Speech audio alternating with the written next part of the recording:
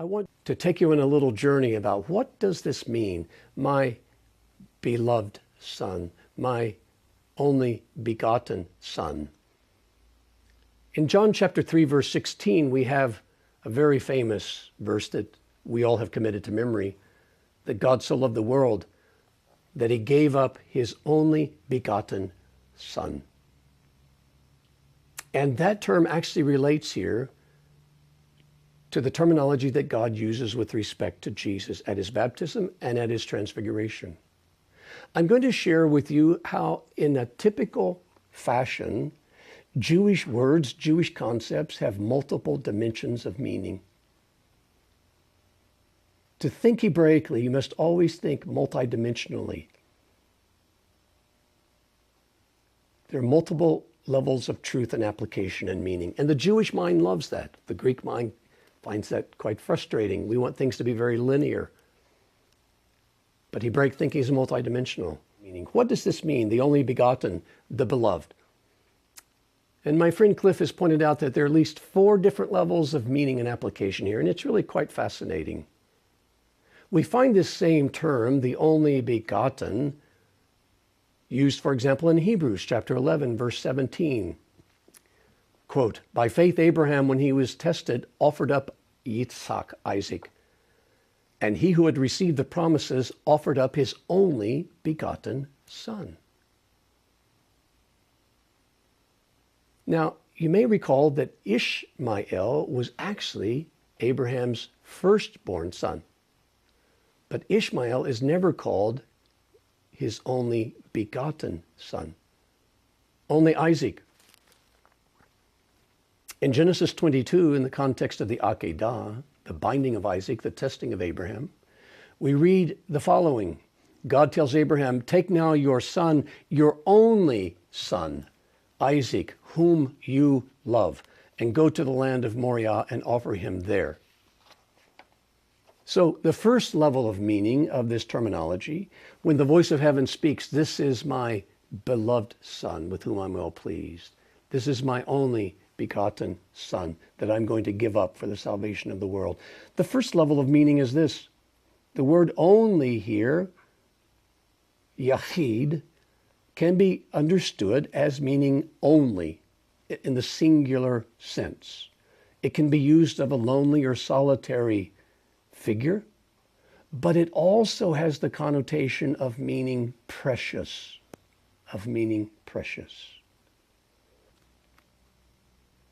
In fact, the Septuagint here translates the Hebrew yachid not as only, the literal translation, but by the Greek agapetos, beloved, beloved. It's the very word that God uses on the Mount of Transfiguration when he says, this is my beloved son. Another meaning, second level of meaning here, is that Ishmael, in Jewish tradition, was dismissed or put away by Abraham because he, quote unquote, mocked or made sport of Abraham and Sarah. And this word was understood by the rabbis to mean he was an idolater. Ishmael fell into idolatry, and so he was put away. And so, in effect, Isaac not only was the beloved son, precious son, he also was the only son because Ishmael was put away due to his idolatry. And here we see the correlation of this other terminology, because in the genealogy of Isaac, Abraham's son, in Genesis 25:19, notice what's said. Abraham begot Isaac. God speaks of my only begotten son. Abraham begot Isaac. Now, the term begot is never used of Ishmael. Abraham begot Isaac. But then it says Hagar, the Egyptian, Sarah's maidservant, bore a child. It's a different word, to Abraham. And the Jewish Midrash on Exodus, Exodus Rabbah, says the following, and here's the level 3 we're going to talk about the meaning of this term. Exodus Rabbah, on this passage, says the following. When it says Abraham begot Isaac, it meant, quote, to teach you that Isaac was like his father in all things, in beauty, in wisdom, in riches, and in good deeds. So in this sense, to begot or beget a son means that the son will have the full and same nature as the father. I suspect you can see an application of that. For in fact, the scripture tells us unequivocally that Jesus was the expressed image, the very likeness of his Father. For in him the fullness of the Godhead dwelled bodily. And so in Jesus you see the nature of Yahweh, of Adonai, expressed fully. Indeed, I often say to Christians who have such a negative view of the Old Testament and of the Torah, I said, if you really want to know the spirit of the Torah, if all you have to do is look into the life of Yeshua. He's the Torah incarnate. And the very God who gave this instruction to his beloved children Israel is perfectly revealed, disclosed in the very likeness and image of Jesus' Son. And so fourthly, we have this level of meaning. Yalad in Hebrew is used to beget, is used also in a metaphorical sense. It can be used to literally refer to a birth, but it can also be used metaphorically to mean to bring forth, to bring something forth. And we find this usage, for example, in Psalm chapter 7, verse 14. Behold, the wicked brings forth iniquity. The wicked brings forth iniquity.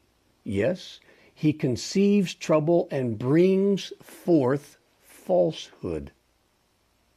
So here you have this word yalad, used in the sense of bringing forth falsehood or iniquity.